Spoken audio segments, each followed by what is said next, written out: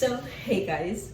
For today's video, nakikita niyo naman sa title, magiging feelingera ako sa video na to. Vogue, baka naman. Kapal na mukha. Ang init dito sa CR namin. Okay, so itong mga beauty secret na sasabihin ko sa inyo, hindi talaga siya beauty secret na ako nag-invento. Nakikita ko lang siya sa internet, sa IG, sa TikTok, sa YouTube. Tapos pinagaya ko lang siya kung ano yung perfect para sa akin. Kapal na mukha ko, no? Mag-vogue beauty secret. Talaga. Naglagay na ako ng contact lens and then kinamos na ako ng face para mas clean yung face ko. Talagyan ko ng moisturizer kasi sa mga tutunan ko sa pag-makeup is kailangan maganda yung base mo, which is dapat maganda yung base mo, which is yung skin mo. So dapat moisturize siya. So after nya, naglalagay ako ng sunscreen. So, I use this sunscreen. Ito yung Aqua Daily Sunscreen Broad Spectrum ng Lux Organics. Hindi to sponsor ng Lux Organics, okay? Talagang like ko lang yung mga products nila. Super love this. Nakabili ko lang ito eh.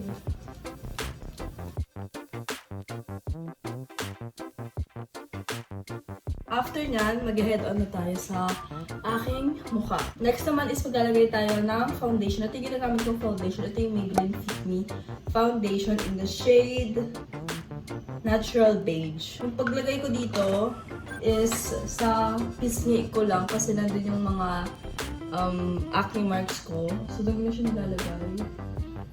And sobrang onti lang nung ginagamit ko para dito. Wait, oh my goodness, I'm so sorry. I'm really sorry kung pa-iba-iba ang ating angle dito sa vlog na to. Hindi talaga siya Vogue kasi yung Vogue talaga for sure sobrang high quality. Pwede naman! Nag-iiba-iba tayo ng angle. Gusto niyo yun? Maglalagay tayo ng concealer. Eto guys, feeling ko alam niyo na tong trick na to. Kasi nasa TikTok ko. Lagay mo lang siya here, dyan, and then pa ganon, and then here, and then pa ganon. So, ayun lang, ganyan lang siya. Tapos, i-blend mo. Feeling ko alam niyo na to kasi mga tambay kayo sa TikTok. Kamay ko lang yung ginagamit ko every time na nag-makeup ako kasi mas natural siya tignan. And mas madali siya. And hindi ko alam kung paano gumamit ng beauty blender. Kaya wala akong choice kung hindi. Kamay na lang gamitin ko. See? Oh my God, ang ganda, diba? Tapos, next naman is this one. Kasi mga kagat-kagat pa ako dahil sa pagpunta ko sa Bohol. Kasi nga sobrang open ng bahay namin. Kaya, ang dami kong kagat-kagat. Ito dito sa leg ko. Diyan chikinini. Okay, kalmahan nyo lang. Diyan chikinini. See, mas nag-brighten up yung face. Parang nag-lift. Next naman is, I'm gonna use this. Ito yung Maybelline New York. Hindi nyo na makikita kasi wala na siyang label. Natanggal na yung label niya. Feeling ko lang ko nang bumili ng bagong ganito. Oh my God, nahuhulog kayo, no? Nag-a-adjust siya pababa, no? Ha? I'm so confused. Nahuhulog ba kayo? Pero, ayan, nalagay ko na siya ng 2 dots dito. Diyan. Pataas din. And then, blend ko siya gamit kamay ko. Pataas lang din yung pag-blend ko. Feeling ko alam niyo na ito lahat sa TikTok, so parang walang kwenta yung ginagawa ko. Next is dalawa din. Ito yung makeup routine ko kapag hindi ako tinatamad. Nababa ba kayo? Hindi ko alam kung nababa kayo, pero feeling ko nababa kayo. I'm so sorry about that. Next naman is magko-contour tayo, pero hindi ko alam kung paano yung pagtamang pag-contour. So kung mali ako, sorry na guys, hindi ako beauty guru at wala akong balak maging beauty guru dahil wala akong alam na makeup routine. Ito lang yung alam kong makeup routine. So first, nalagay ko dito, igagangan ko lang siya. Like, dadab ko lang. Like that. At saka dito. Dito. Dito. Sa temple. Ayan, ganyan lang. Sobrang light lang yung nilalagay ko kasi hindi ko talaga alam kung paano mag-contour na maayos and baka magkamali ako at maging tae-tae. Hindi ko alam kung may nangyayari sa contour ko. Basta nilalagyan ko lang siya dyan. Next is more. Na-blend ko ba na maayos? Tapos na ako sa mismong face ko. And next is magpa-powder na ako. Okay. So after nyan, let's head on na sa mga emerald ko. So alam niyo na to, you know the drill. Yung ginagamit ko sa kilay ko. Mamaya ko na kayo kakausapin kasi kailangan ko ng full concentration dito. Kasi minsan tayo-tayo ako maglagay nito. Okay, so ayan. Tapos na ako. Ay, joke, maglagay pa naman tayo na ba? Guys, tingnan nyo. Kung nakikita nyo, it's broken. Kasi naiwan ko siya sa kotse. Tapos sobrang init nung araw na yun. Tapos natunaw siya. Hindi ako usually nagkikilay, pero dahil nandito kayo, nanonood kayo, magkikilay ako para sa inyo. Thanks, Mom and Dad, sa magandang kilay. Hindi talaga ako nagkikilay kasi wala akong kaalam-alam sa mga pagkilay-kilay na yan. Hindi talaga ako marunong. Tinry ko ng unang beses, mukhang may pentel pen. Mukhang pentel pen ko. Yung pagkikilay ko pala is, eto lang, sa labas lang, yung kinikilayan ko. Itong dulo lang. Kasi medyo may mga white spots siya. So, fill in ko lang siya. Pero, yung pag-fill in ko, pag ganito lang. Ganyan lang yung pag-fill in ko. This is my favorite part because it's eyeliner. See, nababa kayo, no? Nababa talaga. Nababa ba? So, sorry guys kung nababa kayo. Pero anyway, lalagay na natin yung eyeliner ko. So, I really love this. Ito yung Color Key brown eyeliner. So, ganda guys. As in, nagdala siya sa akin the whole day. Tapos, color brown siya, which is sobrang astig kasi sobrang natural niya. So, gito ako mag-eyeliner. Makikita niyo itong line na to. Itong line na to. Parang pinapantay ko dyan yung pag ganun.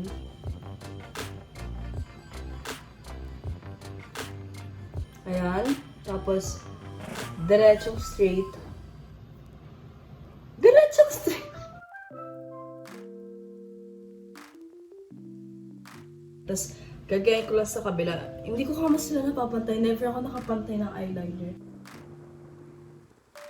See, hindi sila pantay. Ulitin ko ba? Ulitin ko ba? Ulitin ko ba? Ulitin ko ba? Eh, hindi ako umuulit ng eyeliner. Umuulit lang ako pag may camera. Tawag ko, napapressure ako sa inyo. Okay, let's try it again one more time. Okay, okay na siya guys. Hindi sila sobrang pantay na pantay pero it's the thought that counts. Ha? Bumababa talaga kayo! Etong tripod kasi na to sa kapatid ko. So, kaya baka siya nagloloko kasi hindi ako nagpaalam. Yung galagay ako na itong glittery emerald. Galing dito sa Color Key. Not spons. Hindi ako sponsored ng Color Key, pero sobrang ko na-enjoy yung mga products nila. So, kita nyo yan. Tignan nyo. Para siyang paintbrush na eme. Para siyang pang cutics, ganun. So, dadab-dab mo lang siya. Like that. Kita nyo ba? Tapos ganun mo lang.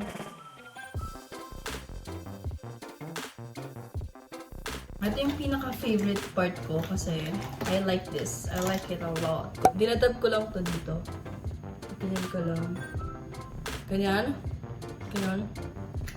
Minsan, ginagamit ko tong Happy Skin Lip Mallow in the shade Pumpkin Spice or itong Happy Skin na Iced Coffee.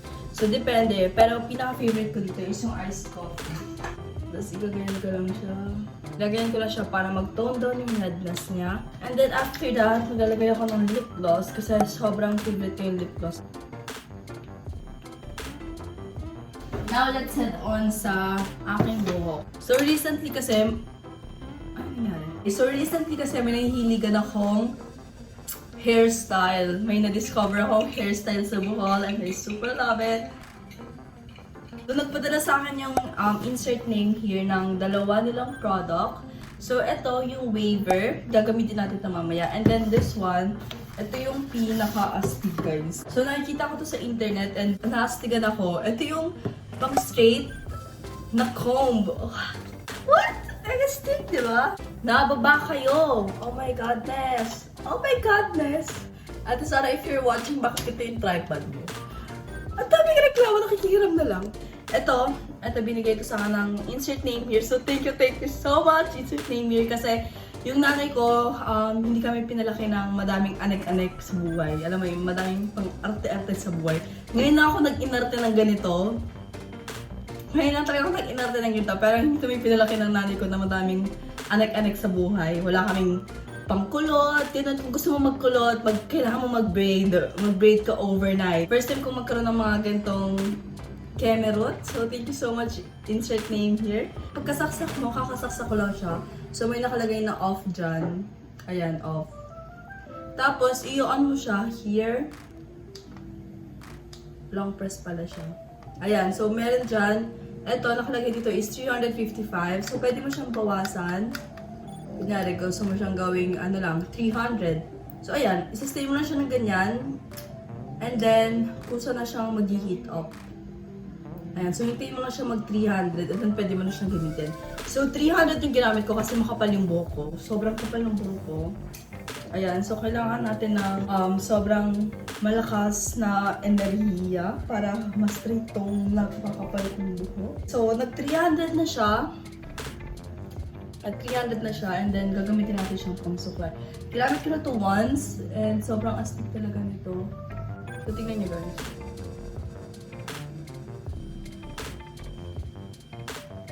Wah!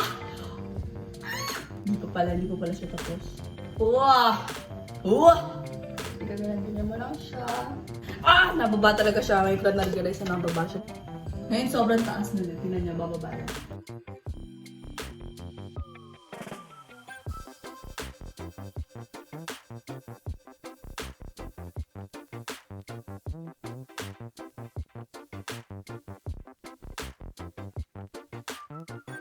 And we're done. Tapos ko na i-straight yung hair ko. Ito yung found hairstyle ko. Akala mo talaga ako nag-evento. Pero ayan, ito kasing hairstyle na gagawin ko sa inyo is kailangan nakakulot. And since makapal yung buhok ko at sabog-sabog siya, need siyang i-straight. Kasi feeling ko kapag diniretso ko siyang kulot, talagang sobrang sasabog siya. So kailangan ko pa siyang i-straight. And hindi ko alam kung tama ba yung process na yun. Nagsasayang ba ako ng kuryente dahil doon? At nagsasayang ba ako ng oras ko dahil doon? So, let me know guys kung tama ba yung pinagagawa ko sa buhay ko o nagsasayang lang ako ng oras sa buhay ko. So, ito yung binigay sa akin na pangkulot ng insert name here and sobrang cute!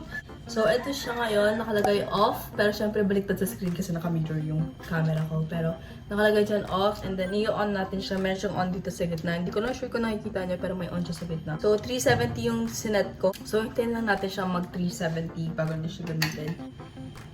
Hala, nakalimutan ko pala yung ano. Nakalimutan ko yung ganun. Malagay tayo ng mascara real quick. Actually, yung waiver, may kasama siyang gloves para sakaling mapasok mo yung sarili mo. Para sa mga tanga-tanga na katulad ko, kailangan nyo din ng gloves. Everything is a process. Just wait for it. Tatakot ako dito kasi baka mapasok ako. Napakalapit. So, ayan. Since yung pinapakita ko, putik, napasok ako. Sakit. So, since pinapakita ko lang sa inyo yung harapan, hindi ko nakukulatin yung likuran kasi masyado nang madaming effort yun. Since wala na siya sa tenga ko, feeling ko mapapaganda ko to. Kasi natatakot ako na papasok sa tenga. See? See? This one is so much prettier. Wait, gagawin ko lang to off cam and then I'll be right back. Ito na yung itsura ng makeup and hair ko sa natural lighting and I like it. I super like it. Parang nag-iba yung itsura ko. Oh my god, thank you Lord for makeup. Lalo na yung insert name here na pangkulot and pang straight. I super duper like it. I highly recommend them. Sobrang ganda talaga ng product nila. Like, tignan nyo naman. Look at that curls. Look at that perfect curls right there. So, super cute. I super love it. And, ayun, I highly recommend them guys. If naghanap kayo ng mga sobrang gandang quality na mga waver and straightener, I highly recommend them. You guys can check them out. Meron silang mga wigs doon. Ayun, may mga wigs sila, mga iba't ibang color ng wigs, mga ponytail wigs, mga colored wigs, mga pink, violet wigs. Sobrang ganda. Thank you so much, insert name here, and I super like it. Kung may nagustuhan kayong mga products sa pinagsasabi ko at pinagkukuda ko sa video na to, lahat ng links nila isa sa description box. Promise, ilalagay ko na talaga sila doon. So, ayun, lahat sila na doon. I really hope you guys like this video. Comment down below yung mga videos na gusto nyo makita sa channel ko. And, ayun, don't forget to follow me on all of my social media account. Everything is Salperez, all the way AAA. That's it guys. See you guys in my next vlog. Bye-bye!